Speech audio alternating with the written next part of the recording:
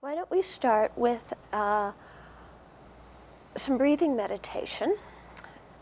And before that, I'll just lead you through a little bit of a body relaxation so you can relax your body a little bit.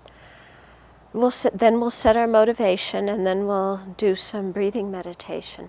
There's many different kinds of breathing meditation. This particular way we're going to do it is more for developing concentration and for relaxing the mind.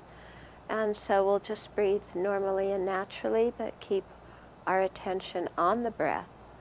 And simply, be aware of the breath coming in and the breath going out, all the sensations that you have while that's happening. Doesn't sound too difficult to do, does it? Just wait. It's our mind likes to run all over the place, isn't it? It's like monkey mind here and there, in the past and the future, everywhere but where we are. Okay? So I think one thing that's very good in this meditation is, first of all, to be interested in the breath. Okay? And second of all, to develop a sense of contentment. Okay? So to be content to sit here and breathe. Most people in our country, in our world, are not content, And I think especially as Americans, we're taught that we should be doing something, right? Like making money, or, burning petrol, and, we should be doing something. So just to sit here is kind of un-American.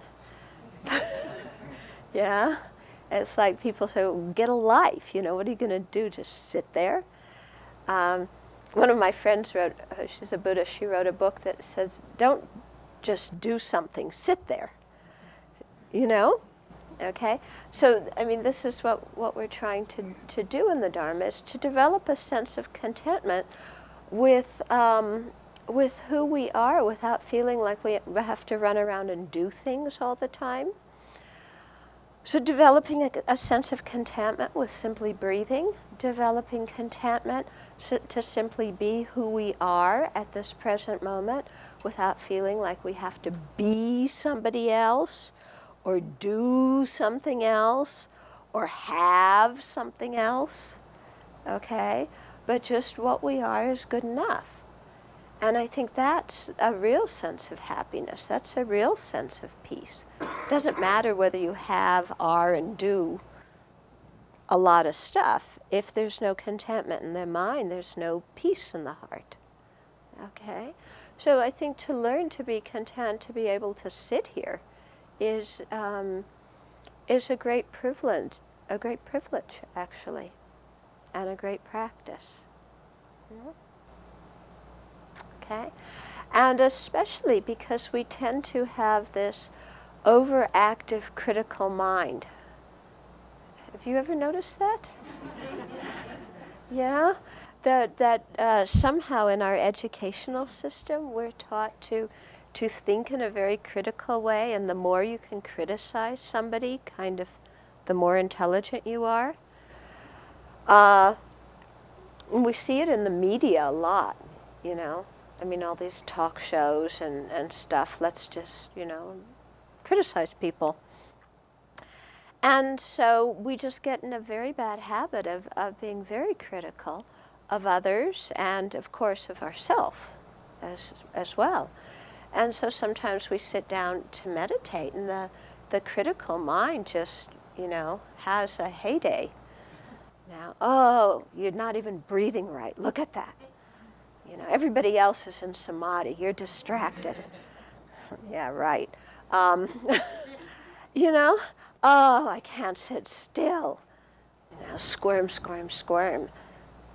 So we criticize ourselves, and we criticize other people, and, there's not much peace in the heart. There's not much joy in the life when we have those kind of mental habits. So that kind of stuff will sometimes come up when we're meditating, and it's good just to notice it.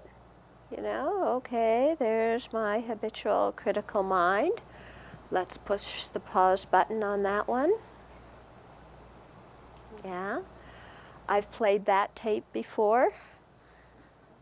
You ever notice that, you know, you have the I Hate Myself tape series in 108 volumes?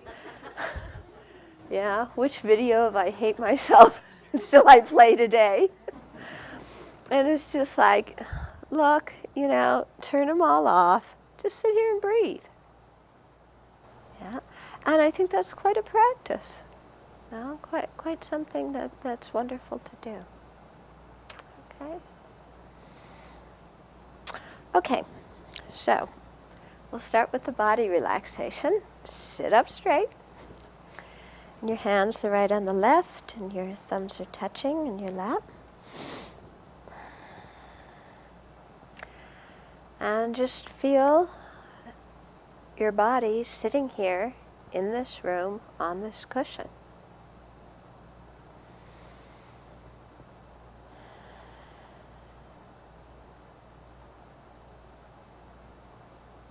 And feel the sensation of your legs on the floor.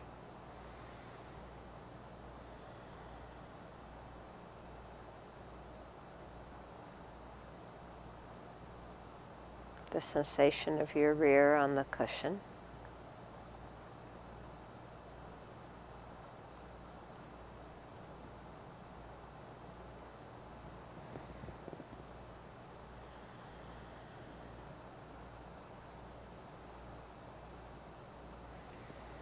And be aware of sitting in the room with a group of like-minded people who support you in your Dharma practice and who you support in theirs.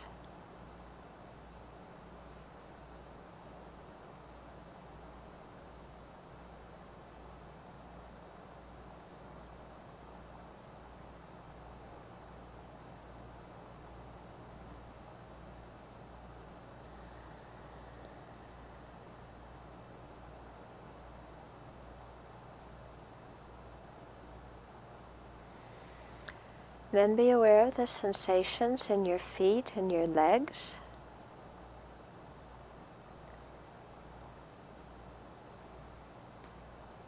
And if there's any tension there, then let that go.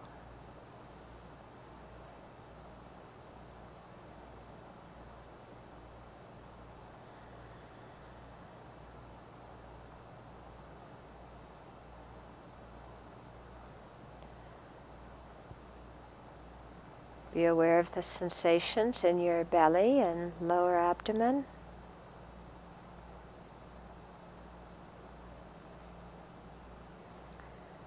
If your belly's tight, if you have butterflies in your tummy, just let everything settle down.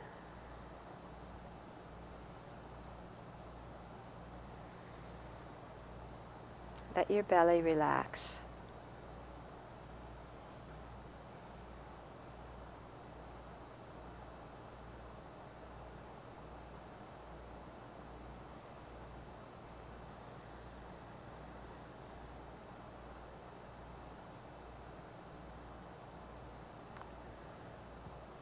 Be aware of the sensations in your back and shoulders and chest.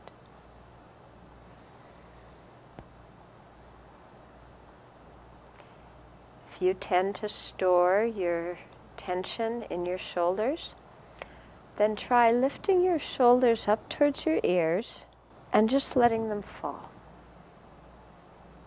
And do that a couple of times. That will help relieve the tension in your shoulders.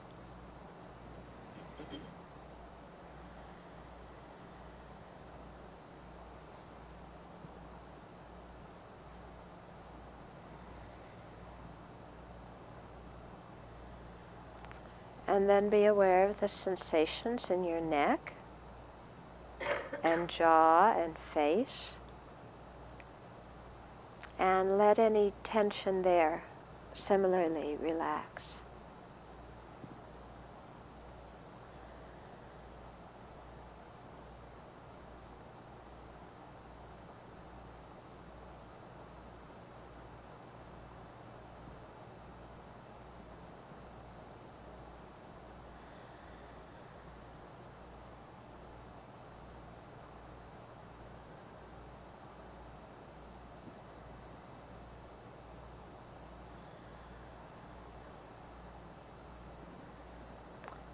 So your position is firm and also at ease.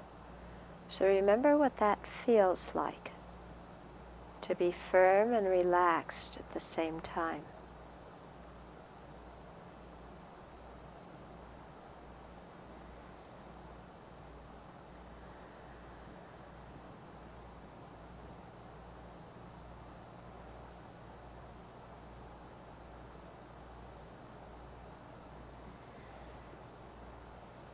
So that's preparing our body.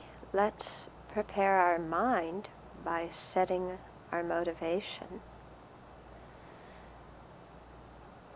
And so for a moment, just ask yourself, why am I sitting here meditating? So there's no right or wrong answer, but just ask yourself that. Why am I sitting here in this place meditating? What's my motivation?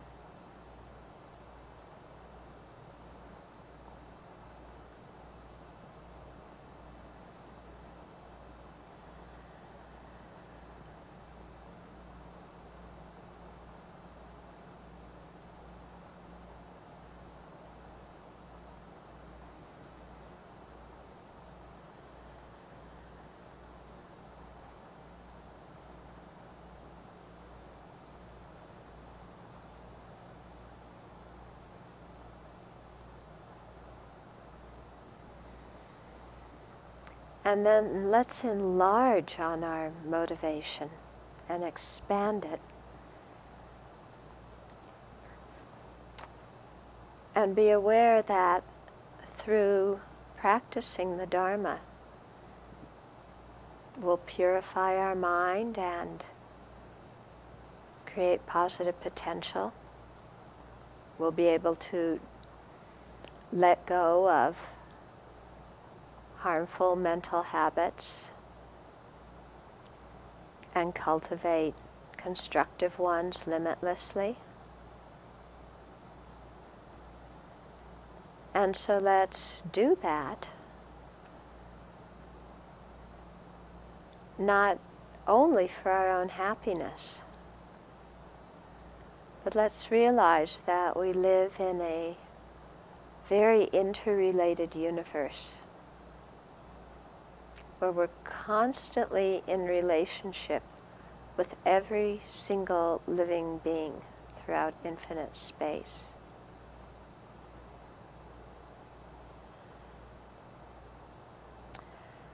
And think that the more we can improve ourselves and transform our minds and hearts, the more we'll be able to contribute to the long-term welfare of all these limitless beings, simply because we live in relationship to them.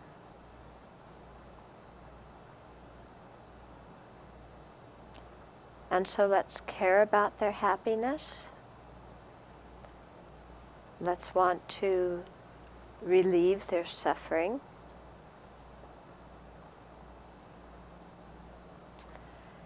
And let's engage in the path that leads to full Buddhahood in order to be able to do this most effectively.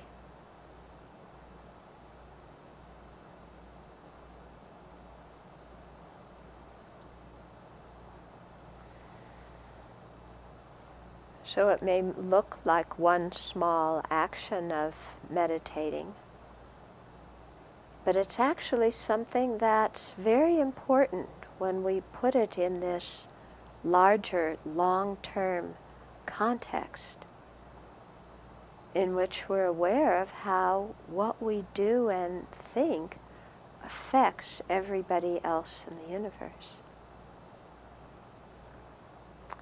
And so wishing them well, we want to use our time wisely.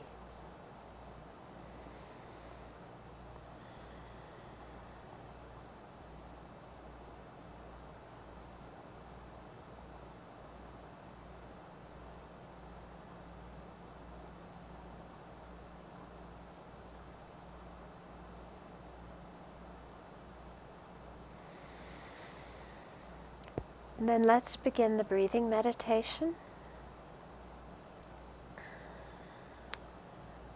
let your breathing pattern be what it is. Don't force your breath in any way. But simply be aware of the in-breath, the out-breath. If there's a natural pause between one breath and the next, be aware of what's happening. So just keep your attention focused on what's happening now, which is your breathing. And in that way develop that sense of contentment I was talking about. So we'll have some silence now to be able to do that.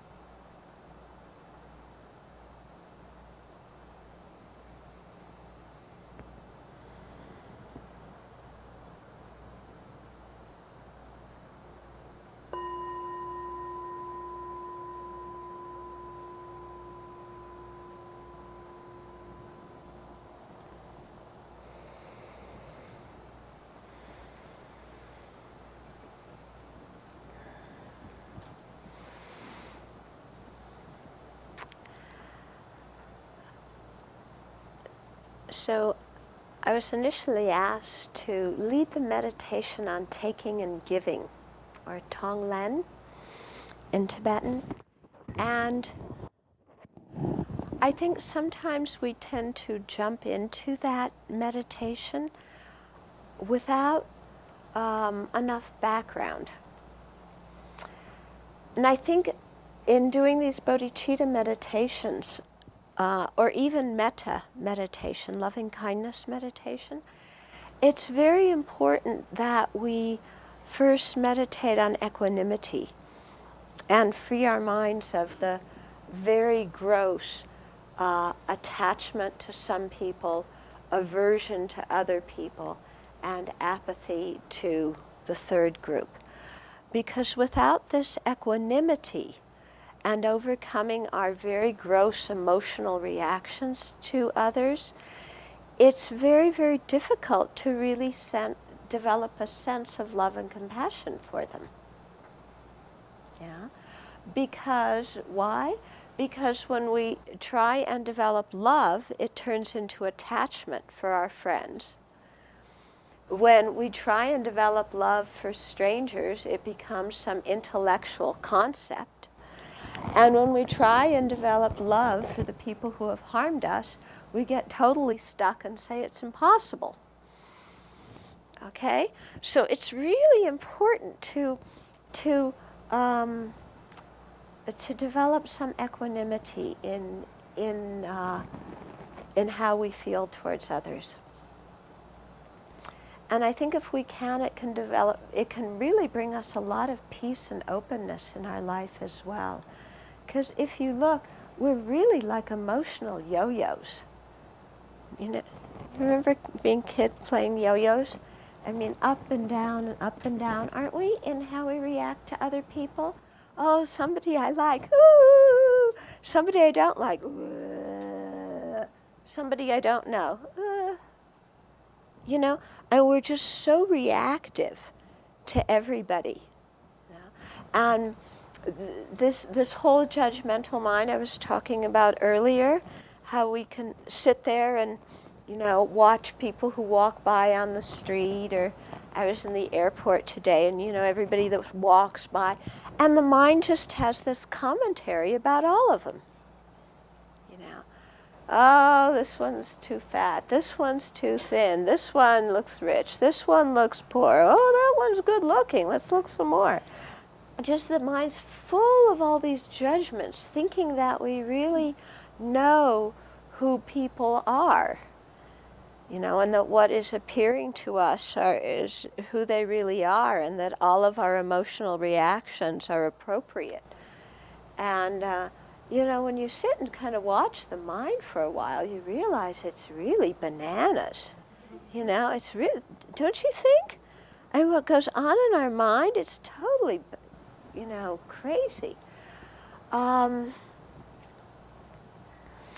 So developing some equanimity helps us settle that down a little bit, okay? Because we watch the discriminating mind, and, you know, we have an image of, you know, some kind of perfect person, and somebody who looks like our image walks by or speaks like that or whatever. And then all of a sudden, you know, boing, attachment comes. We stick to that person. You know, I need to be with you. I love you forever and terribly. Yeah. And then other people we see, and we have all sorts of negative projections on them, whether we know them or not. Sometimes it's even the person that we loved last week.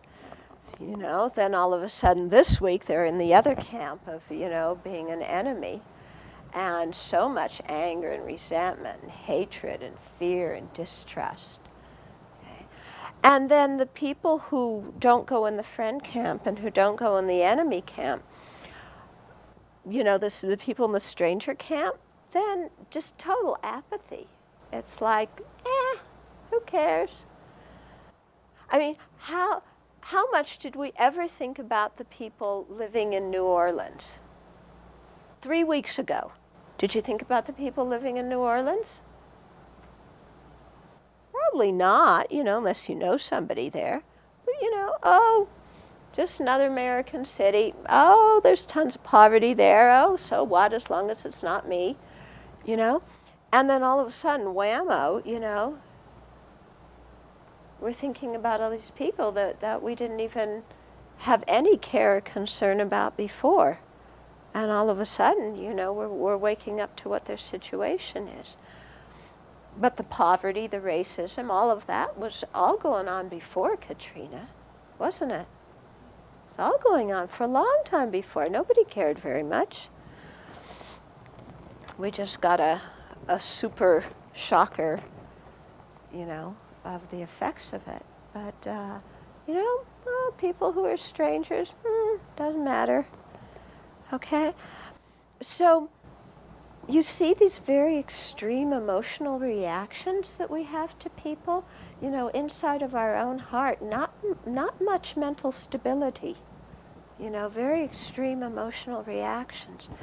And yet, these three camps of people, the friends or relatives, the ones we're close to, the enemies, the ones that have harmed us that we don't trust, and the strangers, these three groups of people are all categories that we've created ourselves. Okay? Yeah? Because when we were born, actually everybody was in the stranger category. And then after a while, we put some people in the friend category and developed a lot of attachment for them, a lot of expectations, a lot of need. Then other people after some time, maybe starting, when you were 2 and somebody threw sand in your eyes, you started putting in the enemy category. Yeah, then we cultivated our resentment and our hatred and our temper, and then just, forgot and ignored everybody else, the apathy category for strangers. Okay, so these categories are all categories of our own making, based on our own lives. Because the person who for us is a stranger is somebody else's dearly beloved. The person that we can't stand is somebody else cares about a lot. The person we can't be separated from, somebody else can't stand. Yeah. So you see that these categories are all things that we've really dreamt up based on me, center of the universe.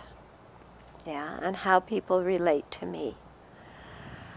But if we can pull the I out of it a little bit, for a little bit of time, maybe think we're not the center of the universe. What a radical thought. But, once in a while we can try it. Yeah. When we think that we're not, maybe not the center of the universe, then when we look and we see other beings, what do we see? Now, we see beings who are exactly like us. Yeah. Okay, different sizes, different shapes, different races, different religions. I'm not talking about that stuff, because that's quite superficial. Those are very superficial differences. But in our hearts, we're all exactly the same, because we all want to be happy and none of us want to suffer. And it doesn't matter who you are, what you look like, what your educational background is. If you're an animal or an insect or a human being or some other life form, it doesn't make any difference. The common experience of sentient beings is this wish to be happy and to be free of suffering. And there's no difference between ourselves and anybody else in that way. And there's no difference between our friends, our enemies, and our strangers in that way either. It's not like our friends want and deserve happiness any more than our enemies do. No, the people we can't stand are just trying to be happy like everybody else, aren't they? Yeah. So, delving into this and trying to develop some equanimity in this regard can be a real relief from this yo-yo emotionally reactive judgmental mind that just looks superficially at what people are like. And instead, really looking inside and, hey, we're all the same inside. And happiness is happiness no matter whose it is, and so it's something to cultivate. And suffering is suffering no matter whose it is, it's something to eliminate. Yeah? And really train our mind in that. Train the mind in that. So when you're in a public place and the critical mind starts, giving commentary on everybody, change it to that person wants to be happy and avoid suffering just like me. Just flip it that way. My plane today, I went from Spokane to Salt Lake, and then, some people got off the plane and other people got on the plane before we continued on to Phoenix. So as all these people were getting off the plane, they're just there with their briefcases and their, whatnots and getting off the plane. And I just looked and I said, I didn't say it out loud, of course, but in my mind, I was saying, I'm trying to get enlightened for their benefit. These are the sentient beings that when I cultivate my motivation at the beginning of the day, to become walk the path to enlightenment for the benefit of sentient beings. It's these people, these people.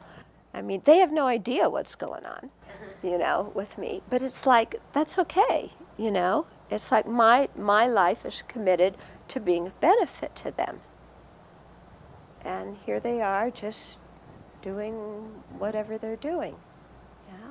And so, it's a very different way to be in an airport or be in an airplane. When you switch your mind into the Dharma, instead of just letting it go in kind of the usual ways it goes in. Okay? So developing this feeling of equanimity, quite important. And also what an equanimity allows us to do is to really open our hearts to everybody. Okay? So equanimity doesn't mean equal indifference. Okay? It means equal open-hearted concern. So it cuts down this whole feeling of alienation of, well, who are these people? I can't relate to them, And it's like, well, yes, I can. They want to be happy and they don't want to suffer just like me. And this is a very, very basic feeling of sentient beings. Yeah, there's no alienation there at all.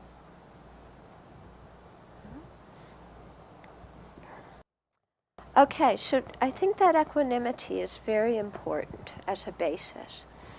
And then, we want to go and start seeing sentient beings' kindness.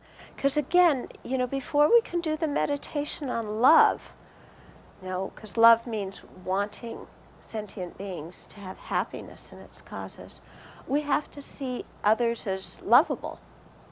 We also have to see ourselves as lovable. Okay? And so we do that. We see others as lovable through seeing their kindness to us. Now this is another big shift from our usual way of being.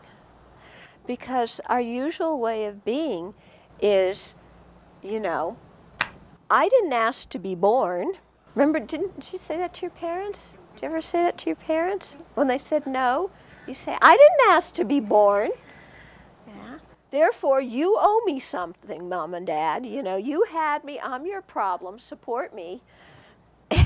And, that's kind of our attitude sometimes, isn't it?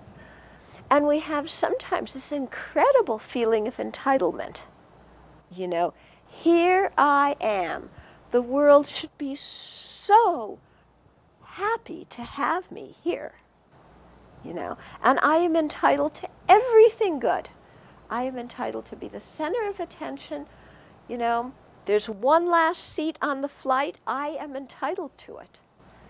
Yeah, there's a bargain to be had at the store. I am entitled to it. And we really sometimes come to our relationships with this incredible self-centered feeling of entitlement that others owe us something. And we even cultivate that as a country, you know? Others, the country owes me something. Everybody owes me something. I mean, what I think is amazing in the whole thing, I mean, sure, FEMA blew it totally, didn't they? Yeah? I mean, the federal government's response to Katrina was appalling. And we're focused on that.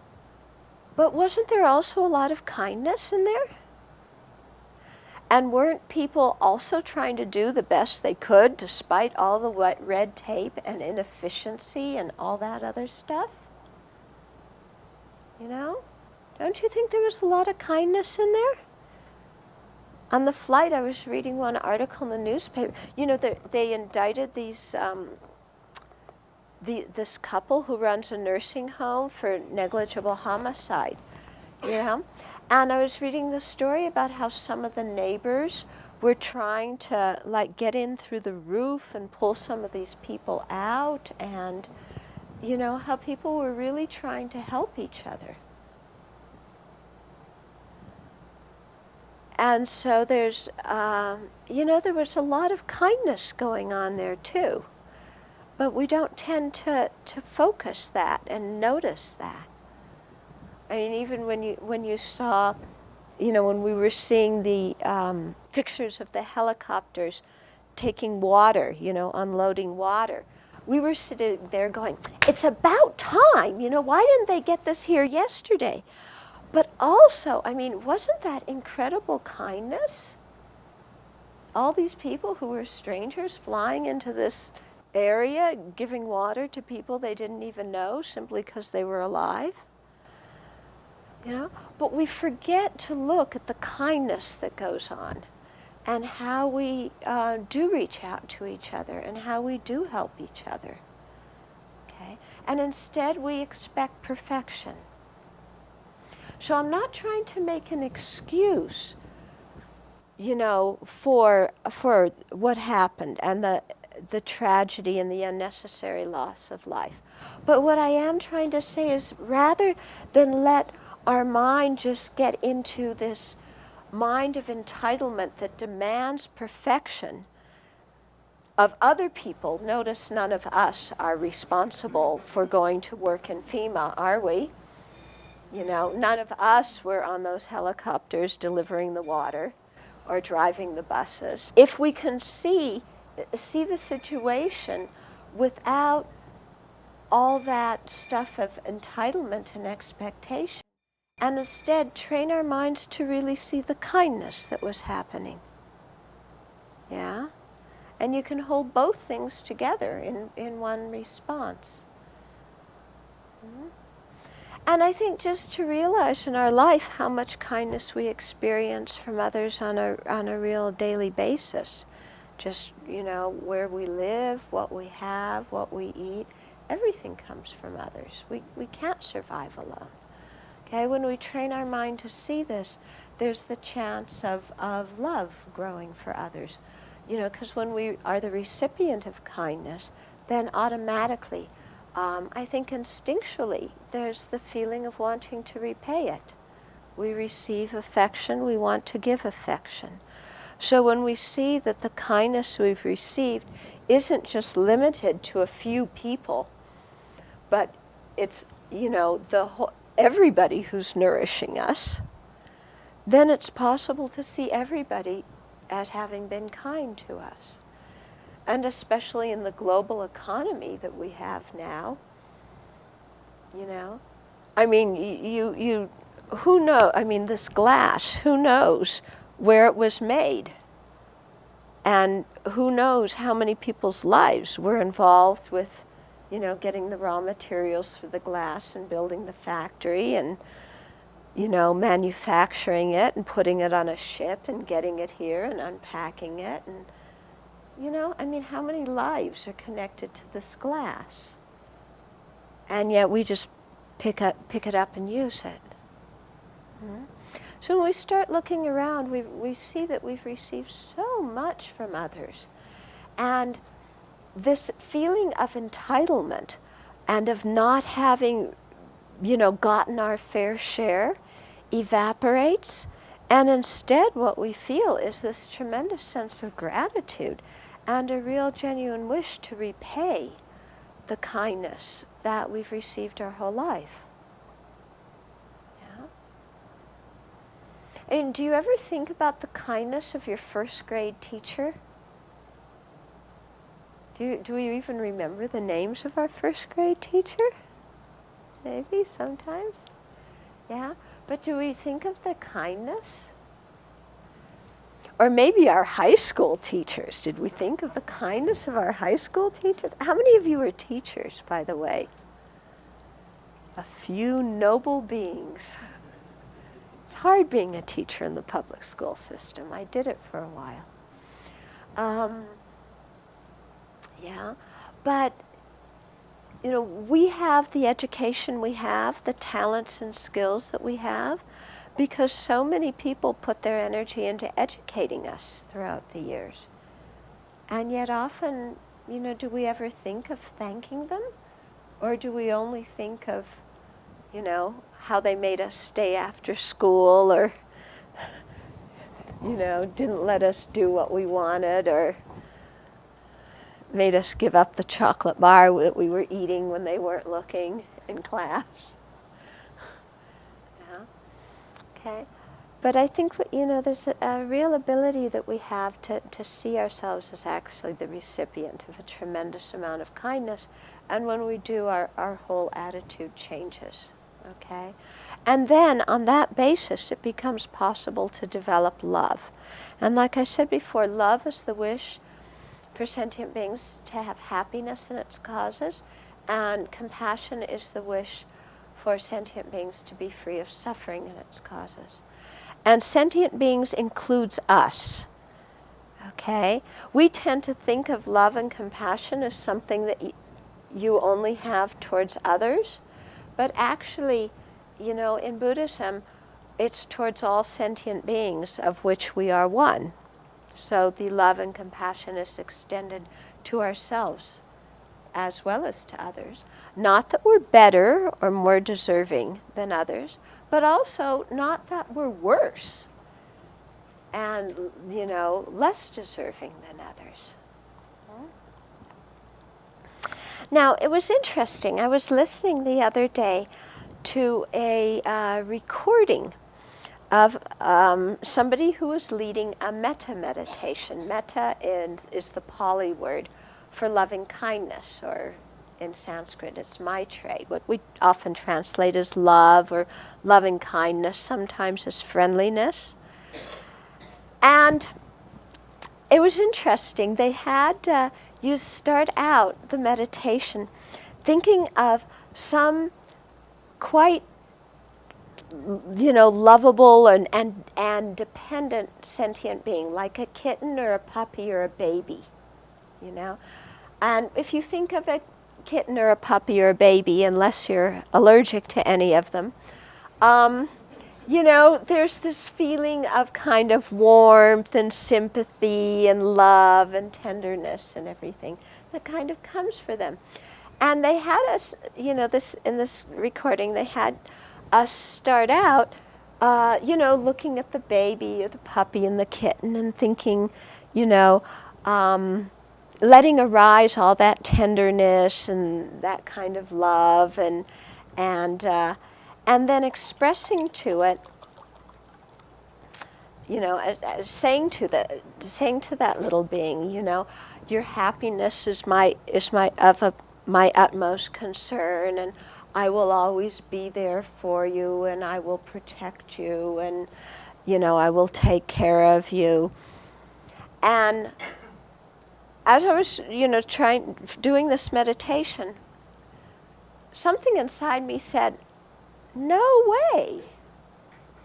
You know, this is false promises.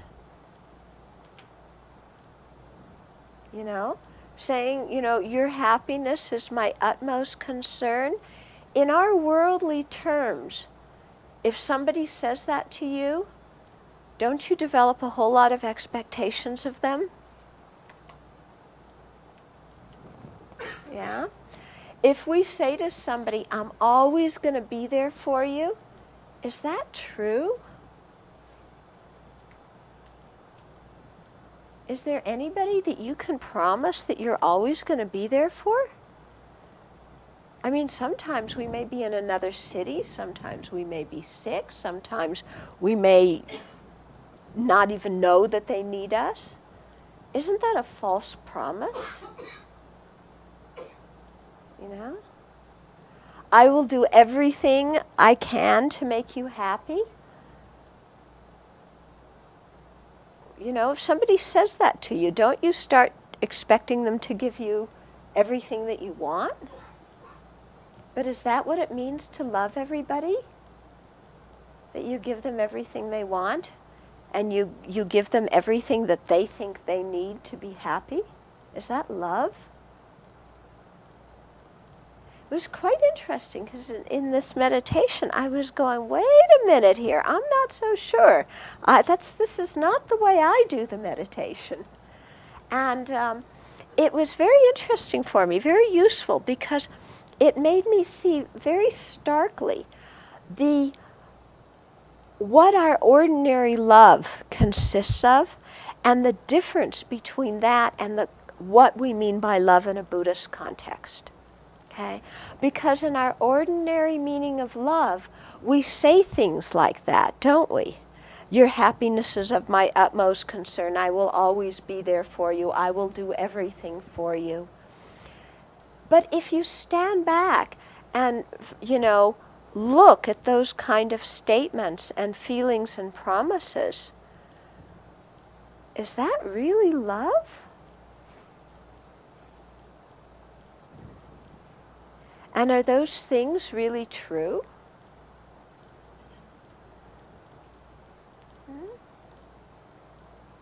I mean, as many of you are parents and you love your children, does that mean you give your children everything they want?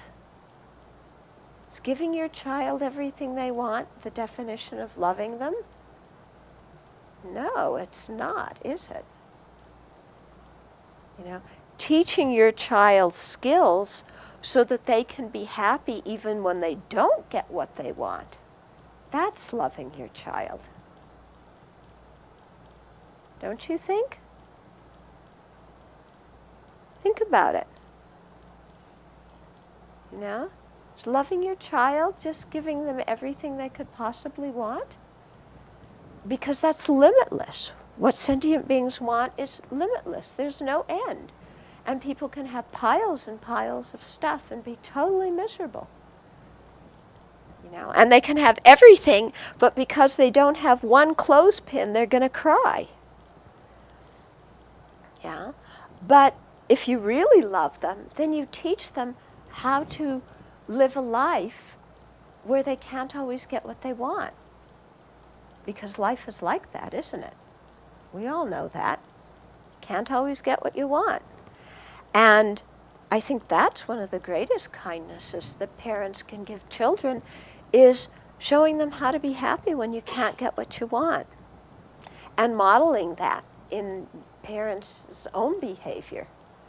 And teaching your children how not to think so much of how do I get what I want, but how do I give to others. I think that's really being kind to your kid. Teaching your kid how to be generous and how to give to other people. Okay? So, what I'm saying here is when we do the meditation on love, we have to really stop and think, what does it mean to love somebody? Okay? Because we all have our usual worldly definition of love. But, you know, it gets really sticky and gooey, doesn't it? Yeah? Because when this person was leading this meditation, I was having this like flashback into all these relationships I had in the past in which, you know, we said these kinds of things to each other and how it's a total setup for letdown. Yeah? And I was thinking, no bodhisattva in their right mind would ever say to somebody, you know, I will do everything I can to make you happy. Happy meaning, you know, happiness of this life. That's not a bodhisattva's job. Yeah, a bodhisattva isn't Santa Claus. A bodhisattva is trying to lead us to enlightenment. And the thing is that sometimes we are so stubborn and so thick-skulled that they have to drag us to enlightenment as we're kicking and screaming and resisting and calling them names. Okay? But think about it, you know? And I think this is actually something that's important to think about. You know, you have quite a wonderful teacher here at Emaho Center. Is Rinpoche's job to make you happy? Is that his job? Pat you on the back and, you know, oh, too bad, you know, kind of coddle you and give you presents. Is that his job? Is that, you know, Dalai Lama's job? Just, you know, kind of everything we want. Oh, I got a kata from the Dalai Lama. Oh, I'm so happy for 2.5 seconds. Yeah? Is that our teacher's job? No. You know, our teacher's job is to lead us to enlightenment. Yeah? Now, to lead us to enlightenment, they have to get us to let go of all of our wrong conceptions that we happen to believe are true and that we see as correct conceptions. So this is not going to be an easy process, you know? I mean, somebody who's trying to lead us to enlightenment, their job, we're not always going to be, you know, happy and cooing on the way, because what's happening, you know, all of our wrong conceptions are getting challenged. All of the way that we think the world should be is getting challenged. And we're going to be very upset about it. Yeah? Some of you have probably been coming to teachings for a while. Do you find sometimes at teachings you get kind of feisty? Yeah? Do you get your buttons pushed when you hear teachings? Yeah, of course. Yeah, our buttons get pushed big time.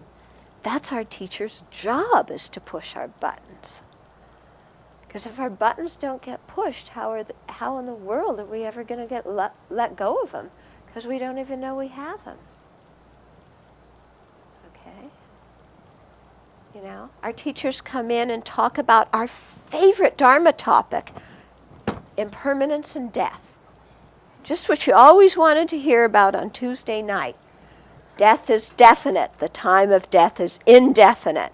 And at death, you can't take anything with you.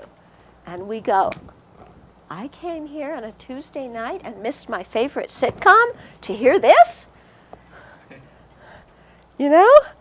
Ego mind does not like this at all, does it? Yeah. At least tell me something nice about death, like I'm going to see angels, and there's going to be, you know, the white light at the end of the tunnel, and I'll see everybody I love. No, our teachers don't do that. They say, look, you're going to die the way you lived, and if you live with anger, you're going to die anger, and you're probably going to get born in the hell realm after that. That's why I left Christianity, was because of the hell realms. I don't want to have Buddhist hell realms, you know. Can't we just edit that out of Buddhism? I mean, if you think about it, I mean, we have to hear these kinds of things, don't we? It's very important that we hear them. Because if we don't start thinking about our mortality, we go through life totally blindly until we get to the point of death, and then we freak out. You know, whereas if somebody is kind enough, you know, and tells us, about our own mortality and tells us how to prepare for death by being aware of it, I mean, that's incredible kindness, isn't it? Even though we don't like to hear it one bit at all. Yeah, but that's real kindness. So we get very confused about what kindness is. And because of that, we get very confused of what love is. I don't know about you. You know, somebody flatters me. I don't care if they're sincere or insincere. I love them. You know? You praise me. You say nice things to me. Yeah, you do what I want. I love you. I don't care if you're trying to use me, if you're insincere, if you're going to cheat me. Anybody here like that? Yeah? I mean, it's true, isn't it? Yeah? I mean, we don't care. Somebody can do who knows what to us. But as long as they say nice things, we're sold on them. Yeah?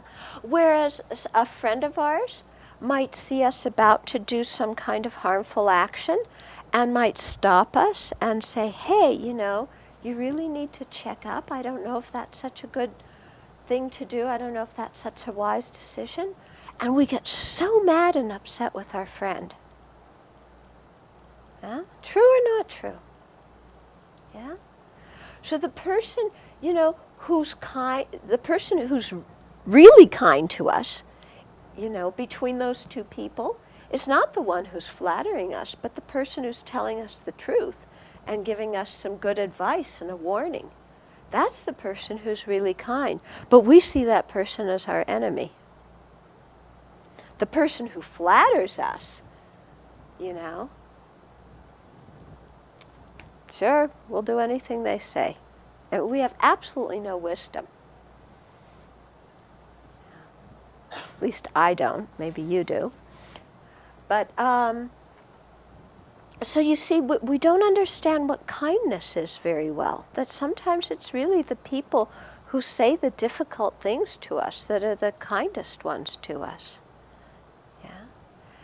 And so, because we don't understand kindness, we don't understand love. Yeah?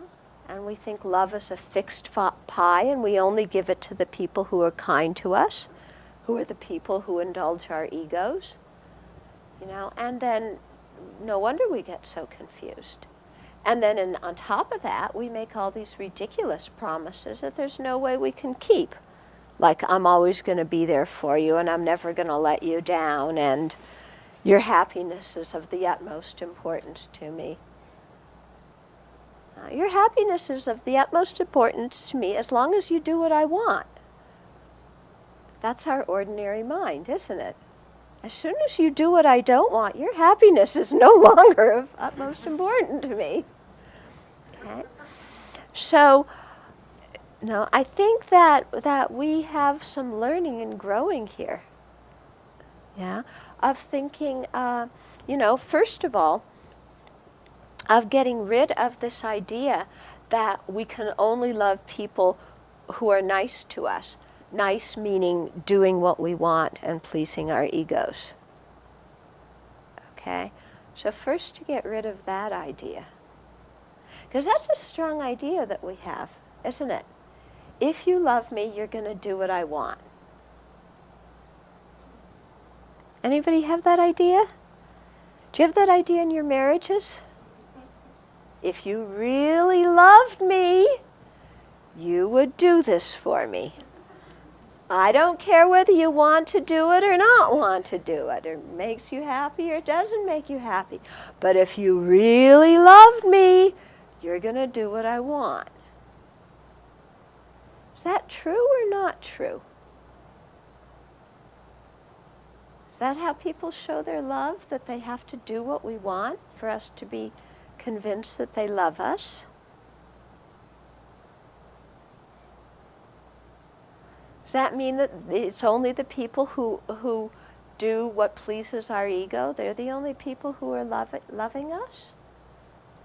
No? What about our Dharma teachers who push our buttons? What about the Buddhas and Bodhisattvas who push our buttons? They don't love us? Okay? And what kind of contract is that to make with some other sentient being anyway? If you love me, you're going to do what I want. That's not unconditional love, is it? That's if you please my ego. Yeah, I will love you. You know, that's bargained love. And that's controlling love too, isn't it? Yeah, we try and control the other person and make them into what we want them to be, insinuating that they don't love us unless they do what we want them to do. Okay.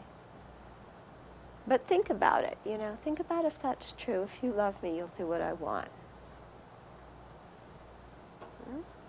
I don't think that's true. I just don't think that's true. Yeah, and I don't think that's fair to say to people that we love either. We also have another misconception of love, which is if you're going to love me, I have to make myself become what you like. Yeah? Do you have that one too? Did you have the other one? If you love me, you'll do what I want. How many people have that idea?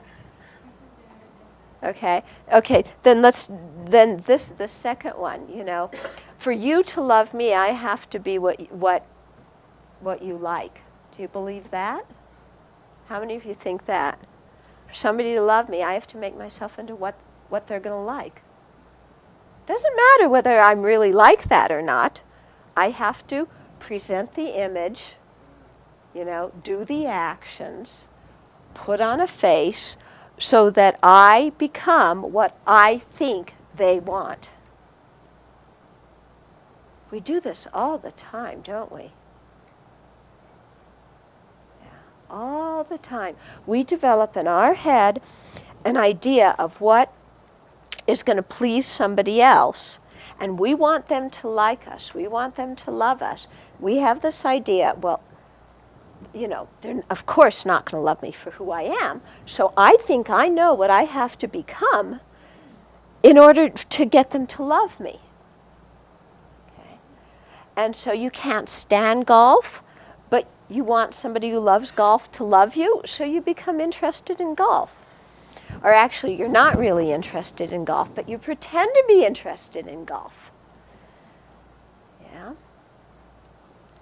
And then, you know, you think they want you to play clarinet, so you learn clarinet. You can't stand it, but you want to earn their love, so you do what you think they think you should do. And it's very interesting to look in our relationships how much we do this. How honest are we with the people we care about what we even like and who we are and what our reactions and thoughts are? And how much do we try and make ourselves into what we think they think we should be? Yeah? And we're kind of phony, aren't we? Don't you think? Yeah? We don't even know what they want us to be, but we think they think. And then we are like that. And then, of course, you know, we put on this big act, and then to get them to love us, they love us, and then once they love us, then we say, if you love me, now you're going to do what I want, and I really can't stand golf. Then, of course, you have a lot of marital problems because of that. Okay? But, you know, I think there's some very different ways in which we can learn to relate to each other. Yeah? I mean, why do we need to do this whole song and dance in an attempt to get other people to love us? Yeah? I mean, why can't we just let them be free? And if they happen to love us, fine. And if they don't happen to love us, that's also okay.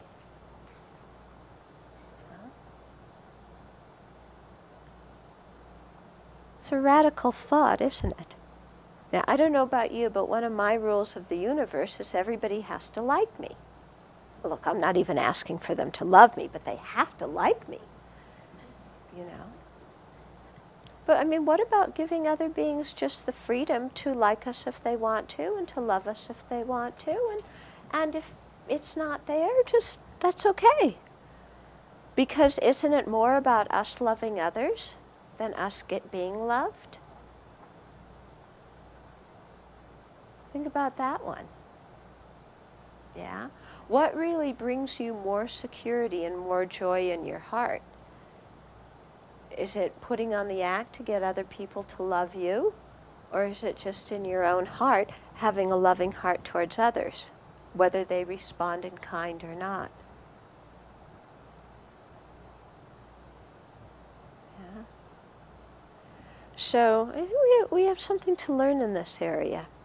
So in Buddhism, when we're talking about love and doing the metta meditation, we're trying to develop a sense of love for others in response to the kindness that they've shown us. Okay? And without the strings attached of, I love you, therefore you owe me something. Okay? And with just the mind that takes delight in the experience of love that we have in our own hearts that we share with others, whether or not they respond and they react. Because again, you think about it, when you learn about the qualities of bodhisattvas and how they have equal love and compassion for everybody, and they aren't going around checking up, oh, do you still love me? I love you so much, I'm a bodhisattva, do you still love me? Bodhisattvas aren't worried about that. Their mind takes delight just in the process of giving love. That's it. Yeah? And I think that's really where happiness can come from. Okay, so these are just some things to think about, but I think they're important if we're going to do the taking and giving meditation. Okay? Because I know in taking and giving, you want to take on others' suffering. But again, without, you want to take it on because you care about them, without attaching the strings of, I'm taking your suffering, therefore you owe me a favor. And we want to give them our love, again, simply because it's our joy to be able to give love.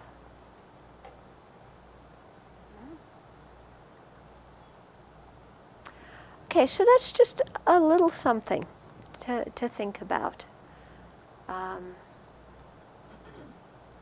We didn't get all the steps up to Tonglen, but I think maybe there's something there to think about. So maybe some questions now, or comments? Okay, so you're saying that you know that not everybody who is in public service is actually in public service.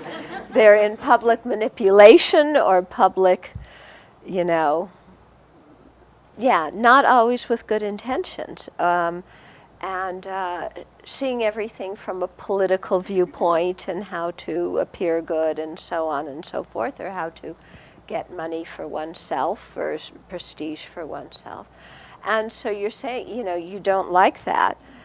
And there is another way to do it. And you can't change it.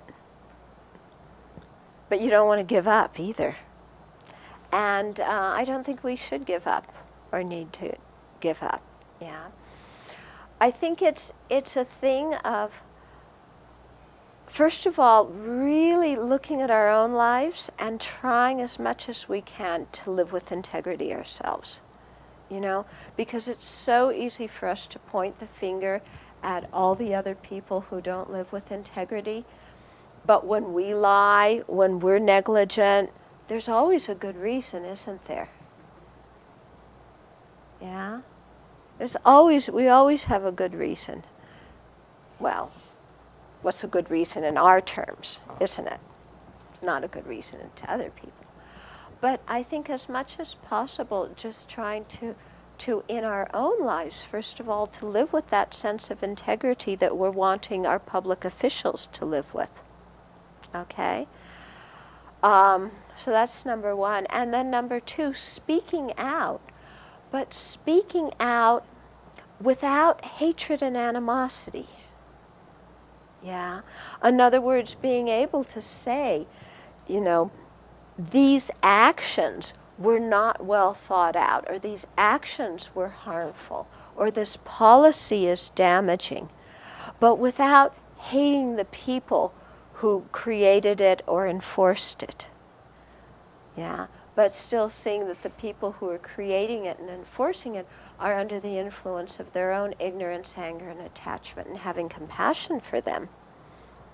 But separating out the people from the actions, and so speaking out against the actions without letting our heart get filled with hatred towards the people.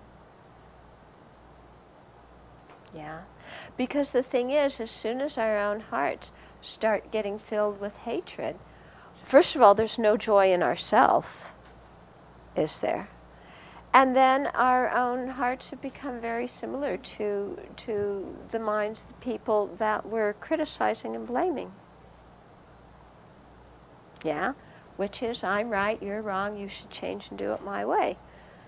Which is, you know, what we're blaming the officials for doing. Okay? When I'm saying love, it means the wish, you know, for happiness and its causes. But that brings up a whole other topic of what is happiness. Yeah, because we think we know what happiness is, but I think most of our general societal conception of happiness is way off base. I mean, look in your own life, all the things that you've done or gotten or been to be happy. How many of them have actually brought you happiness? For any length of time. Yeah, for any length of time. Not many of them. Okay, so is happiness just having pizza? Is happiness just going to a movie? Or having, you know, the house that you want, or the boat that you want, or the vacation that you want? Is that happiness? Is happiness getting trophies and awards and having this guy tell you you're the best on earth? Oh, good, more. You know? I mean, is that what happiness is? Yeah? I mean, we have to really think about what happiness is. And that's why I gave that example with the kids, you know, being a parent. Yeah, is happiness giving your kid every toy that they want? No, it's not.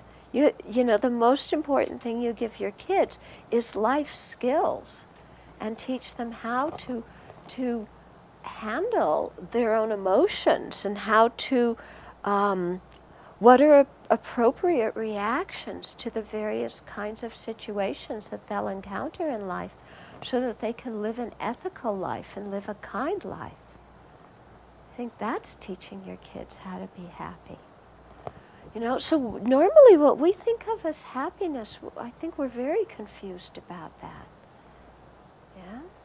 So before you can understand what love is, think about what happiness is, what you want them to have. Yeah? And, you know, compassion is the wish for beings to be separated from suffering and the causes of suffering. Well, does that mean that nobody is ever going to experience unhappiness as a result of what you do? That being truly compassionate means that nobody is ever going to be unhappy with you? Boy, what a setup that one is. If we think that, oh, if somebody's unhappy with me, I failed, it means I'm not compassionate. Now, if you're a teacher, you know that you have to, you know, help your kids and sometimes your students, and that they're going to be very unhappy with you when you correct their papers, don't you? You know? When you're a teacher, you can't be in a popularity contest. You have to Because you're looking out for the benefit of the child who's, or the student or the adult who's learning from you. Yeah? And so it doesn't, you may have tremendous compassion for them and not want them to suffer, but it doesn't mean that they're never going to be unhappy with what you do. And I think sometimes what I see in parenting a lot of times now is like parents are trying to win their children's approval. Yeah? It's like, Johnny, do you want apple juice or orange juice? Johnny, Susie, shall we go in the car? How about if we go in the car? Is that okay now? I mean, parents are asking their kids permission. I don't know, this is not how I was raised. Yeah? But, I think, of course, very often, people who are loving and compassionate people definitely feel good about them. Yeah, and good around them. But it doesn't mean that everything they do is always going to make our ego happy.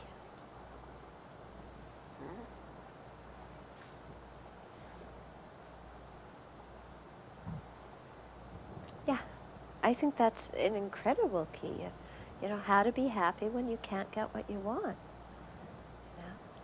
And how you can be even happier when you don't want so much. Mm-hmm. Yeah, so I think a lot of that's a very good question, because we went through this whole generation of the child within, didn't we? And, pampering the child within. How about the brat within? That was very good, But again, we shouldn't hate the brat within. We have to have some compassion for that little brat, okay? But also realize that, it's totally impossible to make our self-centered mind happy. Totally impossible to fulfill all of our desires, because we will have one after the next after the next. Totally impossible to have everything be the way we want it to be. Yeah. And I think the more we kind of familiarize ourselves with basically what is reality, then we stop having so many unrealistic expectations, and then we can really start seeing the kindness. Yeah, because instead of focusing on what we don't have, we focus on what we do have.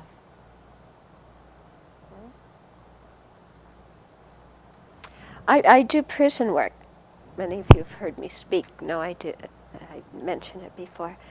And there's one inmate who, his family background was a real big mess, and, his stepfather, very bad relationship with his stepfather, and he hated his stepfather, actually, for years and years and years and years. And then one day his mother came to visit him, and his mother is now separated from the stepfather, and the stepfather, is older and not in not such good health.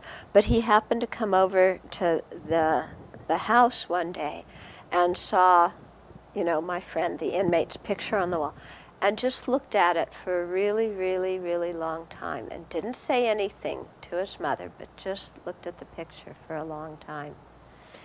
And my friend told me that when his mother told him that story, he got really choked up, because he realized that actually he did care for his stepfather. There was a lot of, unpleasantness there and different things, but he actually did care for him. And because he realized that, his stepfather actually cared for him, because of the way he was looking at the picture all that time. And that was something that just, was a tremendous healing in his own heart, that enabled him to let go of, years and decades of resentment. Yeah, and so that's the thing of, he could have, as long as he focused on what his stepfather had done all those years, there was just incredible rage in him. But, when he started letting in some of the kindness and some of the affection, then, entirely different experience. Okay? So I think a lot about dealing with the inner brat is letting go of attachment, basically. And letting go of attachment and the self-centered idea that everything should be the way I want it to be. Yeah. And I think Mother Teresa had some kind of poem. I should actually print it out or memorize it or something, because I quote it, but I never do it properly. But it's something where she says, when I feel lonely, give me somebody to care about. And she goes on through all these different situations that when I'm, hungry, give me somebody to share food with. But it's always, she keeps turning it around to when I'm feeling needy and wanting, give me a situation that I can give in. And I think there's something very powerful in that. Yeah. And, that whole process of giving to others is something that is very healing for ourselves.